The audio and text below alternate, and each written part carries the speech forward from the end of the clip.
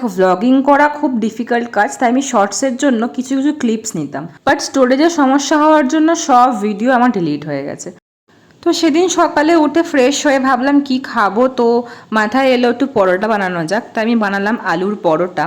দই ছিল না, তাই সাথে বানিয়ে নিলাম একটুখানি কড়া করে চা। চা ছাড়া সকালটা যেন অসম্পূর্ণ।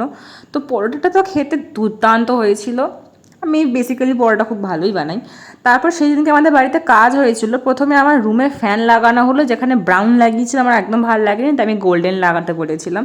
তো আমার মনে হয় গোল্ডেনটাই বেশি বেটার লাগছে দেখতে। তোমরা কি বলো? তো সব লাগানোর পরে বাড়ির লাইটের কাজগুলোও সব শেষ হলো। আমি চেয়েছিলাম সব ইয়েলো লাগাতে, বাট সবাই যেরম বললো ওরম লাগানো হয়েছে। বিকেলবেলা আমি বানালাম চিড়ে ভাজা, আমার all time go to snacks. তো ওটা বানিয়ে আমি স্টোর করে রাখলাম একটা কৌটোর মধ্যে। আর আমি ভাবলাম যে কি খাওয়া যায়, একটু ভালো কিছু খেতে ইচ্ছা করছিলো, তো বানিয়ে ফেললাম নিজের জন্য পাস্তা। তো পাস্তাটাকে আমি এখানে বিস্কুট দিয়ে টেস্ট করছিলাম, যেটা আমার অসাধারণ লাগলো খেতে।